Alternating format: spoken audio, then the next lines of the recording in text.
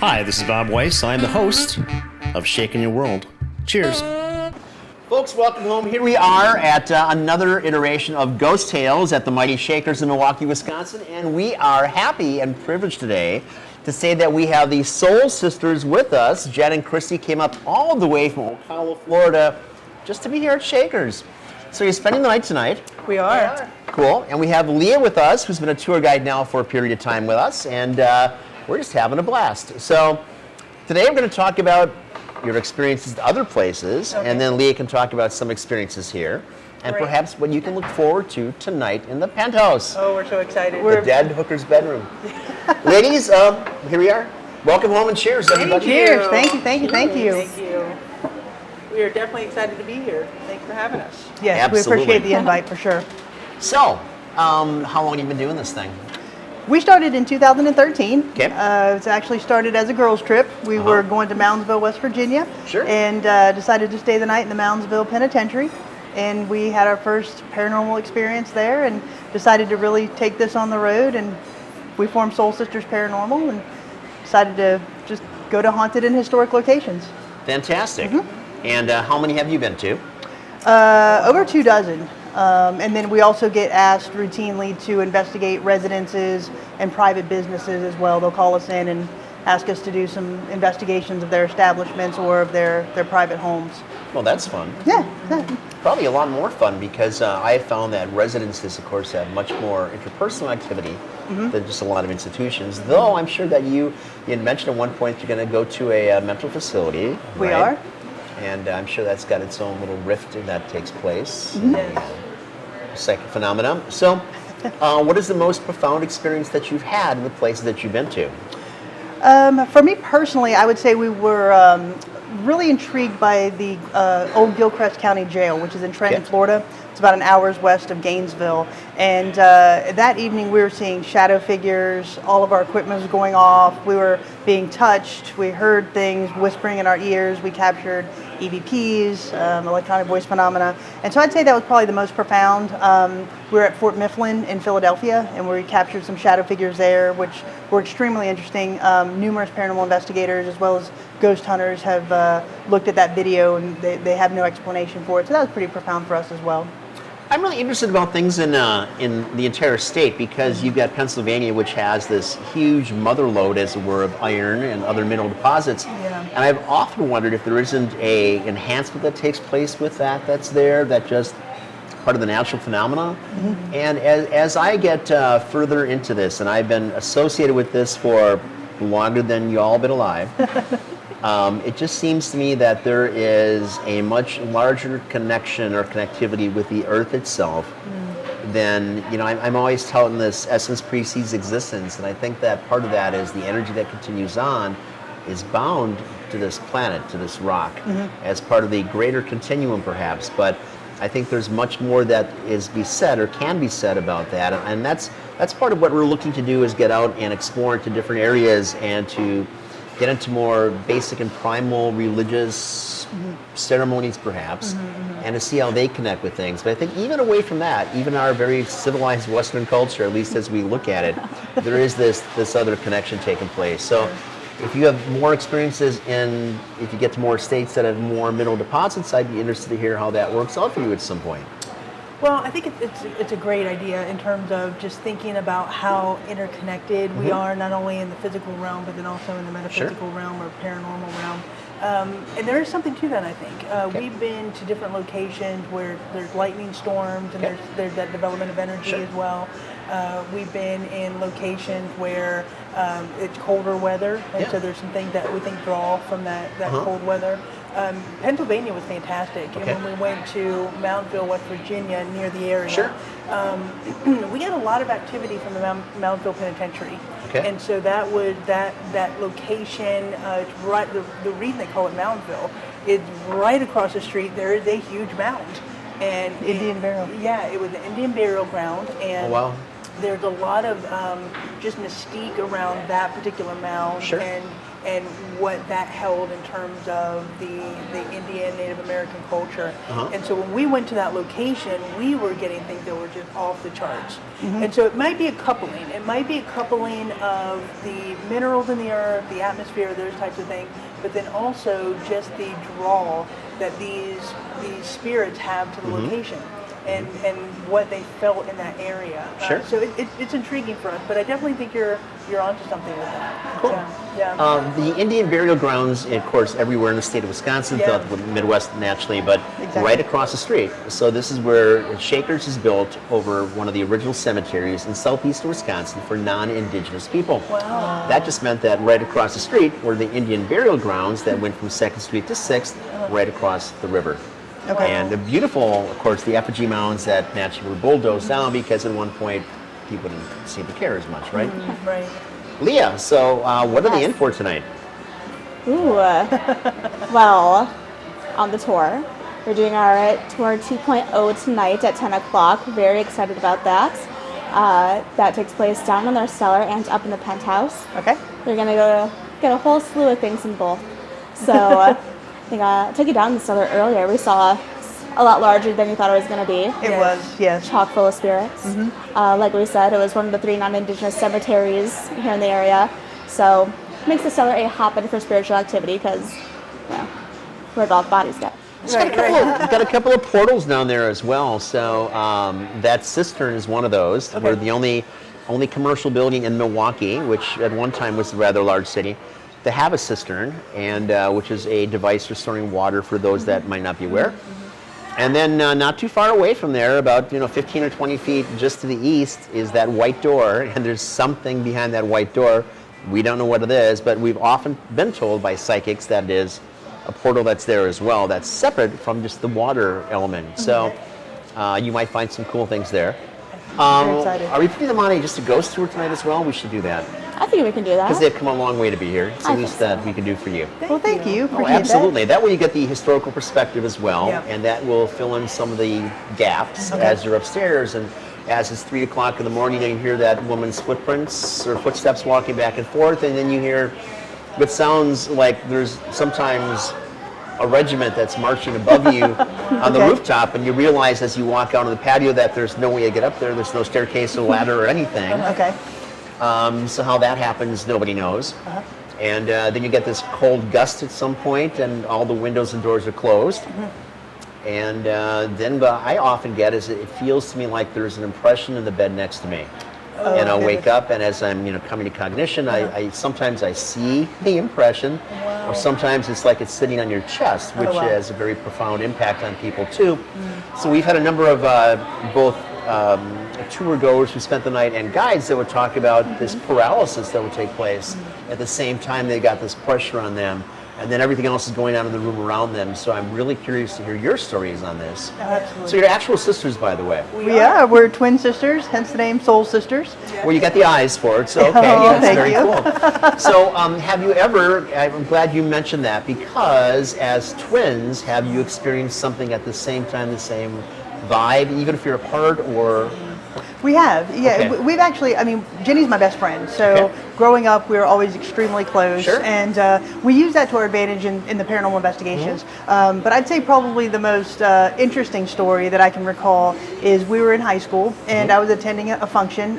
Jenny did not attend that function, and so I was coming home. It was about 11:30 at night, and my mom said that Jenny just got up and started getting dressed, and Mom said, what are you doing? And she said, I think Kristy's going to be in a car accident, so I'm getting ready to go find her. And I was in a car accident coming home. This was, really before everybody had a cell phone. Wow. And so I was in a car accident, and Jenny actually got there before the police got there. And so that's one example, but we always had that connection, I would say, because we are extremely close. That's a big connection. Yeah, we've had moments where, and we've lived apart ever since college, and there's been instances where I'll talk to Kristy, which we do often, almost every day, and so she'll tell me about a dream she had. You know what? I had the continuation of your dream. So she told me a story about a dream that she'd had, and like, well, I kind of picked up the tail end of that and I finished it for you. Let me tell you how it ends. We always have these types of experiences. Let's stop right there. What do you think about that? How do you think that happens? Why does it happen? Tell me about that. Well, I think that there's a bond definitely that twins have or multiples have, just innately. Not only, and you know, you get into this nurture versus nature type of, you know, argument or debate anyway. And I think that there's something that has to do with the nurture part of it. But I'll have to say, kudos to our parents, because we were never raised as the twins. It was always Jenny and Kristy, both very individualistic. We Sure. had our own interest. We had our own group of friends, those types of things. So it was a great upbringing. So there was definitely the nurture part of it, but I think the nature part of it has a lot to do with that, and just the way that we can just, you know, give each other a glance, or back to the paranormal stuff, just thinking about how when we're on an investigation, we don't even have to say anything. It's just kind of like innate. Did you catch it? Did you feel this? Did you hear this? And so we definitely, as Kristy mentioned, use that to our advantage when we're doing the paranormal investigation. I had a former girlfriend, and we were together for years. We traveled around the world together, and we, more often than not, any given night, would have the same dreams, read each other's dreams, and even afterwards, there are moments that she's still there, which is interesting to me, because, you know, much of that tie is gone, right? And clearly with you two, it's a different kind of a tie, but you've got that, which is transcendent in so many ways. So what are you thinking? You've got a couple of brothers. Do you have any connection with them like that? Yeah, so I have 3 brothers. Who are they? Luke, Noah, Jacob. I talk to Luke and Noah every single day. Sure. Don't know if they have that kind of connection that you two have, but I have a best friend. Her name is Leah. Don't know if that means anything, but it's just interesting that something my boyfriend has pointed out, where I'll be hanging out and then out of nowhere she'll be like, "So guess what she said the other day?" And I'm like, "Oh my God, what'd she say?" And he's like, "How do you guys know who you're talking about?" Feels so lost. I'm like, I don't know. I guess we just know. But this is not like inherently. Harvey the 6-foot-tall rabbit that you imagine, right? No, I don't think so. Oh, my other friend Leah. Okay, that's cool. I mean, okay. Me and Leah are both Libras. Both dating Matthews, who are both Pisces. Oh, wow. Now that's interesting. That's nothing of interesting. note, but I think it's fun. Yeah, that happens every day, I'm sure. I'm of course. Cool. Yeah. But no, I think that's just something that, you know, people who are that close, you know, even best friends since high school, just Sure. develop. Yeah, you really form that connection, that Yeah. bond. Absolutely. Very cool. Neat. So, objectives. You must have some big objectives or expectations that you've come all the way from Florida to be here. What are you looking forward to? Well, one, meeting you, so we've checked that off our list. Yes, So that's that was it. I mean, that was the first slot. Yeah. Meet Bob, Yeah. checked off. Yeah. So. Okay. Well, When we do our paranormal investigations, we're very much involved with the history. We love to find the history of the locations as well as the area. So for us, it really was actually being able to get into Shakers to talk to you, to get the history of the location, and then marry that with any of the paranormal evidence that we can find. Sure. So that's kind of our expectation for tonight. well, what we are going to do for you is something that we very, very, very rarely do, and we are going to give you access to all floor side after we leave if you want to take advantage of that. Wow. So just be Wow. careful. Yes, we sir. will. Yes, sir. Okay. For sure. So there are Wow. cameras everywhere, just away from time to time, but So don't come down in our it'll PJs. be cool. Well, it's up to you. But the real show, Shakers After Dark. Shakers After Dark. After dark. But I mentioned the cameras part because it'd be interesting to see you as not interlopers, but you know, new people here walking around after it's closed to see if there's something that follows you, or the air descends or something as well. Because we get that from time to time, but I want to see the impact upon two of you who are experienced as investigators and clearly not from around these parts. Yes. So, absolutely. Yeah. Well, thank Well, you. That is amazing and Very generous. Very generous. Thank you very much. Thank you. Yeah. So, And you know, building off what Kristy was saying too, in terms of the historical pieces of it, The other thing that we do is we bring in the investigative pieces of it and the research pieces of it. Absolutely. Okay. We pride ourselves on the fact that we have PhDs, Okay. and so we bring our research slant to trying to figure out what is going on in a particular location, and not saying causal relationships, because we can never do that. Right. But to your point, telling the story, telling the history, looking to see what's out there, coupling that with the stories that we've heard, and just really trying to bring a nice story. Okay. Yeah. Cool.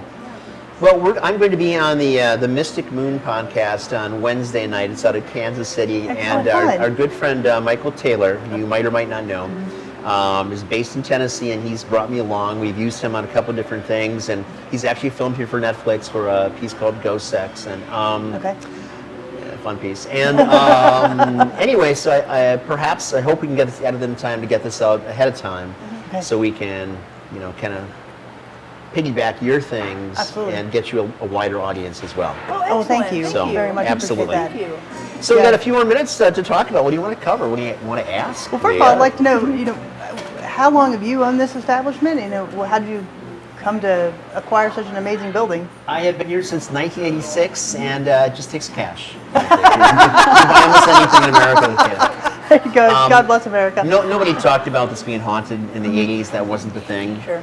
And I really hit the mother lode because I've experienced things since I was 4 years old. I've owned other properties as well, and you know fairly quickly that something's going on.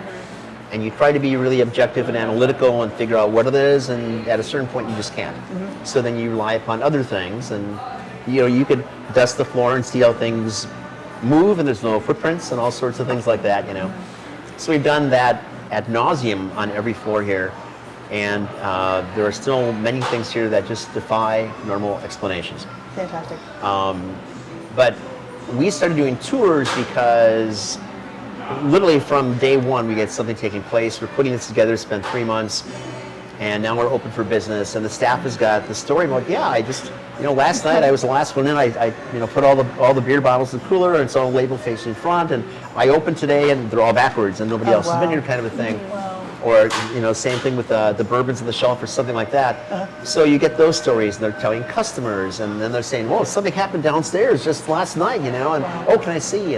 And so suddenly we've now got bartenders and waitresses that are tour guides and taking people around, and they say, "This is great, Bob, but we're not making any money. We can't do any sales because we're walking around."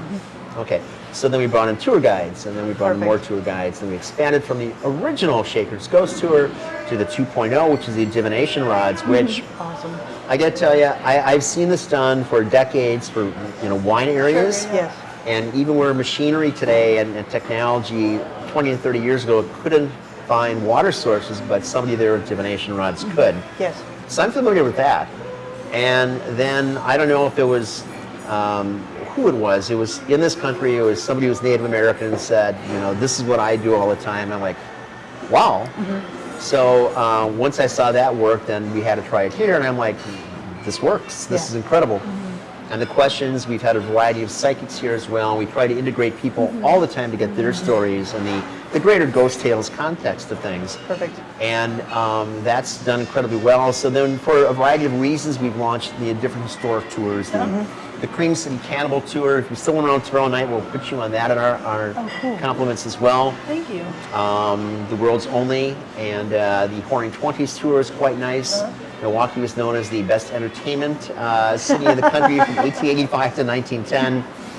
And the Milwaukee Dead, which is, it is, I'm sure every major city has something like this. It is amazing how many murders have taken place that are just, it's a murder.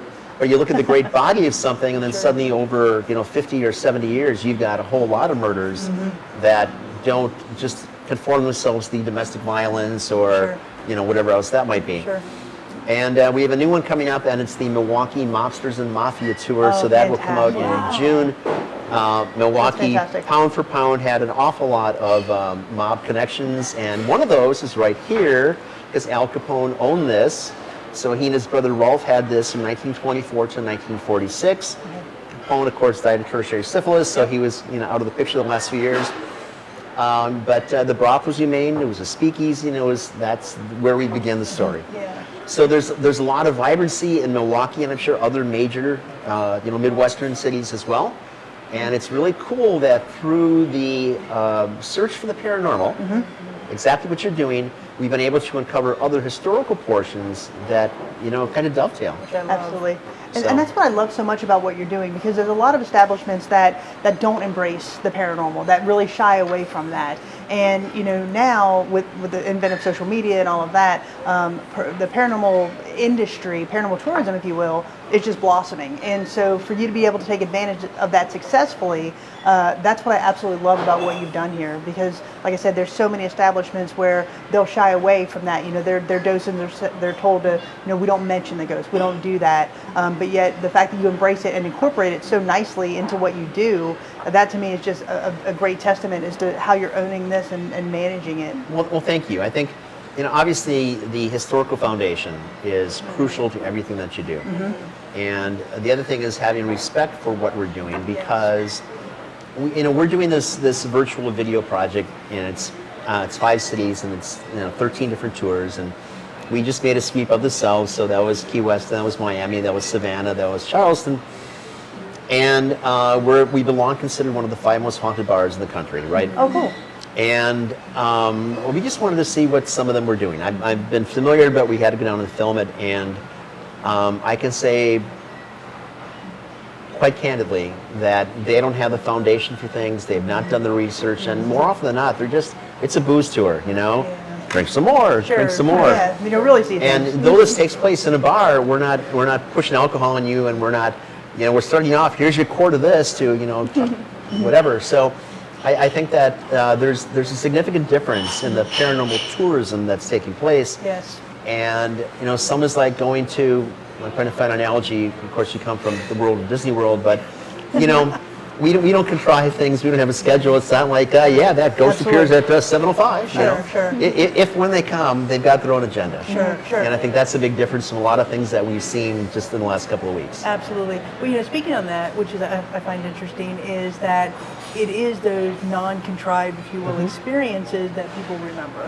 And so to have, as Kristy mentioned, the management style that you do and the offerings that you have, and allowing folks to come in here and not only experience the history of the place, but then also make their own experiences, if that makes sense. So if they see something, if they capture something in a picture and it's not contrived, it's not that Disney World feel, then that's what they're going to remember. And Well, we that's encourage people to take pictures. Oh, sure. Yeah. And that's a difference too, Yeah. because Exactly. the pictures do change. Yes. You will find out for Yes. yourselves here. But we're not hiding anything. It's not, Right. we don't want you to see the string behind something. We don't have the actuators, right? Sure. So we want you to get the experience, and we want you to take it home with you and think about it and show it off to people. Sure. And so many, again, of the places that we've just been through, no cameras allowed. You can't do that. It's like, okay, because that automatically says to me, you're hiding something. Sure. Exactly. Sure. So- Exactly. And for us, again, to be able to come into an establishment such as this and really have that tactile experience with history, the way that this is preserved and the way that you absolutely just say this is what our history was, that's what we love, and that's why we are so intrigued to get up here and actually come to this establishment, because you do have that historical connection, and that's what you embrace more so than the paranormal. Thank you. Yeah. And it's the tour guides, and I mean, Leah is one of this group we have, which I call this mob of tour guides. But they take it above the we give them here is what we want to cover, right? And here is our history on this. But they take it upon themselves to look further into things and to have more depth of stories, and they do a great job with that. And again, it's not just I'm chomping on my gum and I've got my pirate cap on, and Right. it makes a difference because we got incredibly talented people that work here and really care about the product. So, Well, I could sense it when we first walked in. Just coming in, it's almost like stepping back in time, and just the authentic nature of how you've preserved. because I'm that old. No, not at all. But it's the authentic and genuine nature that you have in terms of just the preservation and your embrace of that story, which I find fascinating. Here again, as Kristy mentions, what we love. Well, thank you. This building is, in my mind, it's alive, and I know I'm going to get emails and flack on that, but No, absolutely. we could talk further off camera about all sorts of experience that I've had, perhaps you've had, where you can just sense it. I mean, it's breathing. You can. There are times. One of the 2 times I ran like a schoolgirl. My old girlfriend and I were here, and literally you've got what sounds like a heart beating, and Wow. it just keeps going. It's like pile driving. 3:30 in the morning kind of a thing, and sometimes you get that sense. So during the pandemic we took a year, and though we were only shut down for 3 months, we took the entire year to do extensive refurbishing here on all sorts of things, because this building is everything, right? It's the genesis, not just for the tour company and for the restaurant and everything else that we're involved in, but it really, it's got its own special magic and life to it that has maintained several of these, I think, the spirits that remain here, because, well, they're free to go anywhere they want to go, right? Yeah. Right. But they elect to be here, and I think it's a magical place, and I'll get emails on that, but it's a magical place. Well, I think it goes back to the word you used before, as respect. And the fact that you are embracing the spirits here and not trying to essentially push them into a corner and say, we're not going to talk about you. You know, we very much work on the premise that the spirits that we're trying to connect with were at some point human, and they had that human experience and that human existence. And the very nature of being human is to be recognized. And the fact that you actually recognize them and giving them a comfortable place in which they're familiar, I think that's why, you've been so successful with this. And that's why, it goes back, like I said, to that respect. And that's very much a part of what we do. We always go into a location and introduce ourselves and talk to the spirits, like we're talking to friends. And so the fact that you actually do that to us is extremely admirable. Well, thank you. I was gonna say, I'm very adamant about that on my tours. Just be respectful of our spirits. Yes. As mentioned, this is not a haunted house, so I'm just gonna jump out and scare you. Right. People ask if the tour is scary. I say it all depends on what you're afraid of. So. Yeah, what you bring to the table, absolutely. There you go. Yeah. Some people are afraid of basements, the dark, ghosts. Part of our tour has all of that. Lawns, So anything, right? So it's really come into it with a positive attitude. Even if you're a skeptic, there's so much on these tours that is for anybody. Absolutely. Some people are really interested in the historical aspect, the Mafia aspect, the spirits. Some people have done it 5 times already and just want to hear my experiences. So it's really something for everyone. It's not just the human spirits that are here. We have a couple of animals that appear from time to time, and I think just like, especially now, people embrace domestic pets really as part of the family, right? Oh yeah, for sure. And they are, and you interact with them, and I'm not sure how far you want to go with that, but they are emotionally attached to us. Yes. And there are some that are still emotionally attached to being here or to a different spirit that's here. So I think that just rounds out the entire portfolio as well. Sure, absolutely. Well, I want to pick back up on something that you said in terms of a location, breathing and living and having that heartbeat. A great example of that was when we were at Fort Mifflin. Okay. So we went out there and we were in the location for a few hours, and we just weren't picking up anything or sensing anything. And oddly enough, we don't know what was happening across the river, but they started shooting off fireworks. And just the way that it reverberated across the water and just shook that establishment, it almost sounded like cannon fire. And after that event, I'm telling you, that place came alive. We were seeing full-bodied apparition. We were hearing knocks. We were hearing voices. There was interaction with us. So there is something to be said about a location, that living, breathing, and it really comes back to having the respect and just opening that dialogue for that exchange. Woken that day. Yes. Okay. Yes, exactly. Exactly. Yeah. So it was a fun experience. Cool. Yeah. Ladies, this has been a great little conversation. I look forward to finding the results of your stay tonight. Thank you. Folks, those of you at home, this is the Soul Sisters from Florida, and we are thrilled to have them in Milwaukee at Shakers, and looking forward to the second part of this at some point. Yes. And of course, if you like at some point, we'd be happy to appear on something you have as well. For sure. Let's call it something. Yep. Have any questions, please send those emails my way, shakersmilwaukee@gmail.com. It's important that you're good to yourselves, good to your family, and enjoy life as much as you can. And don't just look at the things right in front of you, but look at the bigger picture. Cheers, my friends. Thank you.